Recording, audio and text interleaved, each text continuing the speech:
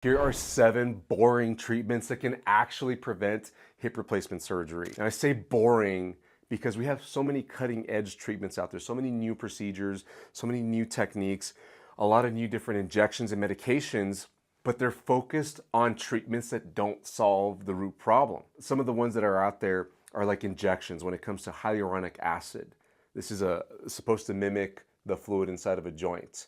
There's new concoctions being made, new products being made when it comes to hyaluronic acid, PRP injections, which are platelet-rich plasmas, stem cell therapy. That's all brand new stuff that's in development and cutting edge. And it's marketed in such a way that it seems like it's the next big breakthrough. And it might be, but currently it's not solving hip arthritis. The other big one is robotic-assisted, minimally invasive hip surgery. This is a thing that people are using to treat hip arthritis. But none of these treatments solve the core root problem that truly take the pain away, that truly change the forces inside the joint so that you can have a normal experience afterwards. And so when it comes to fixing the root problem, which is what I specialize in, there's some really boring things that you just have to do. And it gets to the point where I have people saying, all right, I did it all. What do I do next? And I just say, do more. It's as straightforward as that. Number one thing, boring. Using a walker and crutches. I say using a walker and crutches because a cane can offload your hip, but it might not be enough. You might get away with a cane. But if you can offload your painful hip by leaning your weight through your hands on a walker or some crutches, and you spend all the time that you have to walking, whatever you have to do to walk throughout the day or stand throughout the day, if you change it to standing and leaning on a walker or a crutch, you will feel tremendously better. And getting the pain down by doing this is going to set you up to do other aspects of treatment that can help fix the pressures and solve the root problem of hip arthritis. But it's boring and it gets old fast. People complain all the time about having to lug the walker around or the crutches fall. You can't stand them up anywhere without them falling at least twice throughout the day. The canes fall too. You have to do this though. I make it a required part of my hip arthritis recovery program because it works. It just gets the irritation level down. Crutches will cost you $20, $30. You could probably find them even cheaper at a thrift store. People throw them away because they only need them for a short time. But people have all these hang-ups about, well, if I pull the walker out, I'm going to get all these questions, right? Your friends, your family, what happened? Are you okay? And in the long term, who cares? If your hip's better, if you're doing the right thing to make your hip arthritis better and you can avoid a hip replacement surgery, just go through it.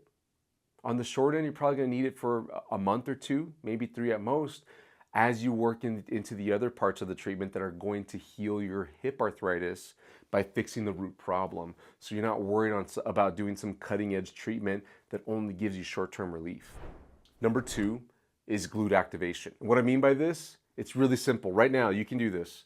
Tighten your glute muscles wherever you are. If you're sitting, standing, lying down, any position you're in, just think about squeezing your glute muscles, like making them tighten up on their own. If you tried it and you felt your thigh muscles working on the front or the back of your thighs, or in some cases people's lower back muscles are working, that means you have a massive imbalance.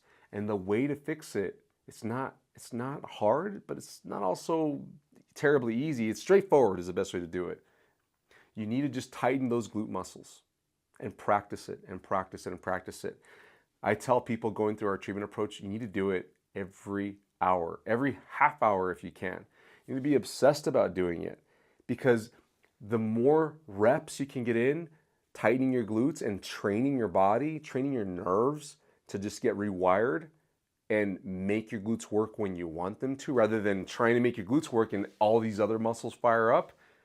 If you spend time with your other muscles working, with the compensations happening, then you're just stuck in having hip arthritis because if your glutes can't work, your hip joint can't work right.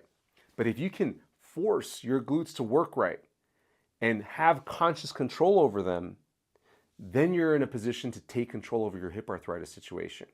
It's not an age-related problem. It's a how good can I control my glutes problem. Excuse the interruption, but I want to tell you about a free hip arthritis resource that I have for you. A long time ago, I used to treat a patient named Brenda. She couldn't walk very long because of her hip pain.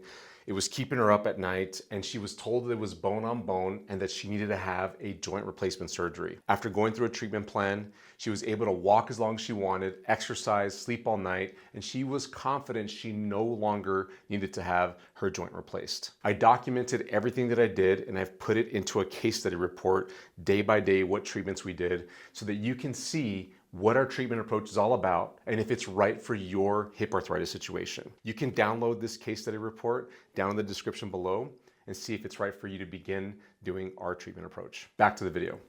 Number 3 is massaging your thigh muscles. Now, you could do it with your hands, you can get one of those fancy massage guns, but freeing up these muscles right here on the front, all the way up to the hips right here where the hip flexors are, is critical at the beginning, especially because how many times has it happened to you where you've been sitting for a while and then you go to stand up and this just feels stiff and tight on the front? It feels that way because those muscles are part of your muscle imbalance. They've been compensating for those weak glutes in the back, and so they've been shortening. They're overactive. They want to fire all the time because they like to compensate. And so when you sit for long periods of time and then you stand up and you feel that stiffness inside your hip joint, that discomfort in the groin area, right where your thigh meets your body, but on top of that, you feel stiffness in the muscles right here. It's because those muscles are so stiff. They're not letting go. And that extra little bit of contraction they're giving you all day long amounts to compression inside the hip joint that just promotes hip arthritis. And so if you can go in there and free up the muscles on the front of the thigh, all the way up into the hip flexors, you're going to feel less stiff. Now, this is not a long-term solution. I have to be honest with you, but it's setting you up to use your glutes better, to not be so dominant with your hip flexors and thigh muscles in the front of your thighs. So if you can massage them on a consistent basis, I tell people every day, several times a day, morning, noon, and night is a great schedule. More than that, if you feel like you can, and it doesn't need to take a long time, don't spend more than 5 minutes doing it, you'll feel much better instantaneously. The fourth boring thing that you need to do is abdominal strengthening. People ignore it all the time. They don't want to do it because it's challenging. You don't want to do your abs. You have to lie down on the ground. Some people don't like to get down on the floor. You have to make muscles burn that you're not used to making burn. And then it's confusing. Some people can't get their abs to work just right in the right way. We make it straightforward in our treatment approach. In the hip arthritis recovery program, we detail how to get these lower abdominals to work right consistently, because that's what needs to happen. If you can get these lower abdominals to work for you the way that you need them to, then they give your pelvis bones tons of stability. And you need that because on the backside of your pelvis bones is where the glute muscles live. And those glutes are all too critical at getting stronger so that you can get the position of your hip bone right to reduce the bad pressures in your hip joint that are leading to hip arthritis. But you've got to do the work. Every day, you've got to make your lower abdominals burn. It's uncomfortable. People don't like to do it. But what's the alternative? Would you rather have a hip joint replacement because you didn't do the abdominal exercises and the glute exercises and other exercises that are boring, but you got to do them? Because if you do have a hip replacement, guess what? That abdominal strength is not going to be any better after you go through the surgery. Your glute strength's not going to be any better. And even though you have a brand new joint, ceramic or whatever metal they're using these days, you still have all these other tissues in your hip, all these other muscles, all these other nerves that can be influenced by the muscle imbalance and generate pain. And this is what we see. People that have failed hip replacements where they still have hip pain afterwards, they'll go to the doctor will, the surgeon that did their hip replacement will do the x-ray, and then they'll say this: everything looks fine. My surgery's holding up perfectly. And they're not wrong. They did their part. And unfortunately, they have to let you go at that point and say, I don't know what it is, because everything I did is working just fine. But the thing is, they're not aware of the muscle imbalance. That's why I'm here telling you this. You need to fix this muscle imbalance. And so getting the abdominal strong, the glute strong, and calming down those muscles on the front of the hips and thighs are critical. And it's boring, but you got to do it.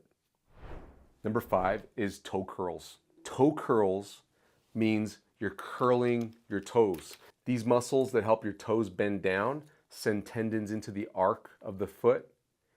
And when they're stronger, you have better arch support. When the arch of your foot is well supported, then it supports your shin bone down here, your knee joint, your thigh bone, and it assists your glutes. It makes the work less on your glutes so that you have better pressures in your hip and your knee. It's not uncommon for people that have hip arthritis to also have knee problems. And that's another reason why working on the toe strength is so critical, because we want your knees to be great too. We're not just taking care of the hip alone and separating the knee as another problem. That's what medical professionals often do. You come in for your hip, and if you mention, my knee kind of hurts too, they say, oh, that's for another day, that's for another visit, you'll have to schedule another appointment, we can't treat that right now. Doesn't work that way. The body's all interconnected. We need to look at it as an entire unit, as the way that one joint affects the other joint needs to be considered. That's why the foot is so important for the hip joint. But what's required of you is when you're sitting around, you got to slip off your shoes and curl your toes in a way that doesn't hurt, and hold it and make those muscles stronger. And then you got to learn how to do this while walking, which leads me to the next point, number 6. So many people scoff at me when I have them here in the clinic, and I tell them, we're going to go out into the hallway and we're going to practice how you're walking. And then some say, are you serious? I know how to walk. I've been walking since I was 1 year old. Haven't stopped since. Yeah, it hurts me to walk, but I can walk. I didn't know there was anything to it. And we break down which muscles you should be using during the walking that you're not. It's often the toe muscles, definitely the glutes, and usually the lower abs as well. And you need to practice using those muscles in the right sequence at the right time so that your hip joint can be happy. And what's happened leading up to this point is the sequencing has been all off because you're so compensated that your body just figures out a way to walk, but to its detriment. It's actually making the pressures in the joint bad. And so walking becomes a harmful thing for you because you're using the wrong muscles to do it. You're still accomplishing it, but in a way that's not good for your joint. So we need to reset that. And if you can practice walking the right way, which takes conscious thought, you have to feel like a robot for a minute and think about your foot muscles and think about your glutes and make sure your abdominals are working the whole time. But after you practice it for a day or two, sometimes a week or two, and it can become the way that you typically walk, your default walking method, then walking can become helpful for you rather than harmful for you. And then it's okay to go on long walks as long as you're using the right muscles, because your hip joints are going to love it. Hey, I want to interrupt the video really quick to tell you about our hip arthritis recovery program. This program has 3 major components in it that you can take advantage of. One is it's got a curriculum. It tells you exactly what to do to heal your hip arthritis, to go from not being able to walk, having pain in the mornings, stiffness in the mornings, fear that you're going to have a hip replacement eventually. It tells you all the steps in the curriculum, but then we've also got coaching.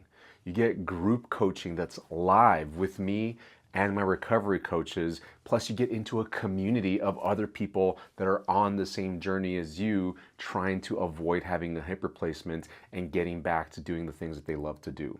Learn more about this program, the Hip Arthritis Recovery Program, in the link below here in the description. Back to the video. Number 7 is mini squats. As soon as I say squats to somebody who has hip arthritis, they start saying, this isn't for me, I can't do it. The doctor told me not to do that. I have a hip replacement on this side, I'm just trying to get this.